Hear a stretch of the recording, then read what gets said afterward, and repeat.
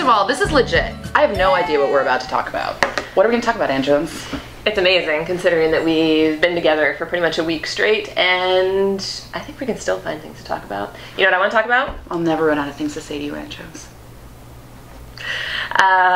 So we got back from San Francisco. Yep. Went to a great conference, got back. Good stuff. Had buyers waiting, right? God. Buyers waiting. Everyone patiently. decided to buy a house this week. Yes. From us. I had a multiple offer situation Monday when we were in the airport, and a multiple offer situation Friday when we were in the airport. Like, market is chop, chop, chop. Close, close, close. But, Bye.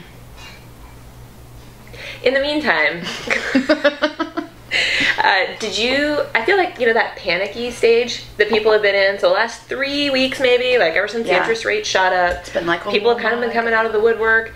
But here's the interesting thing. While we were away last week and not as plugged into our local market, I feel like there's a slight shift happening. And it's like it's been like the roller coaster, and we're doing that level out thing. Yep. Only maybe we're not about to drop. But like, you know, like we're just it's like things are kind of like, it's subtle. But there has been a period of time here where if something hit the market, you had to see it and write an offer and probably write an escalation clause in the first 24 hours. You know what it was? We went previewing, and it was like, wait, what is this? This is inventory. There were 40 homes to see on tour this week. It was great. It was wonderful. Yep. It's so great. It's just nice to have options again. But I'm noticing that there's sort of the need to kind of talk buyers down from the ledge at this moment and say, take a deep breath, because there is going to be time.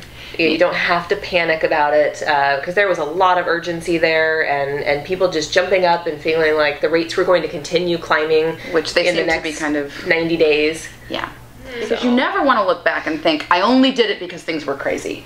And it's kind of important to come back to reality, and you know, we talk about, you know, there's a buyer's market on now, there's a seller's market on right now, interest rates are going up, you need to move, move, move.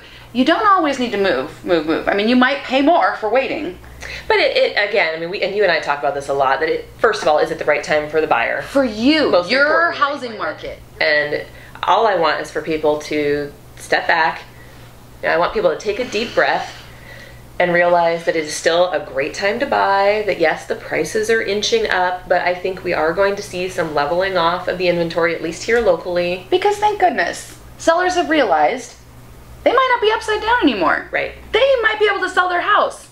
Call us, because we might be able to make some magic happen for you. Well, and beyond that, you know, the other reason I think the inventory is climbing a little bit is because there's some sellers who are insane and don't realize that yes, the market has improved, but you're also seeing that, what's the word I'm looking for? It's like the boomerang effect of, okay, the word's gotten out, the market's getting better, and there are some sellers who are just throwing it at the wall and seeing if it sticks. Well, you know, I mean, that's what you do when it's crazy.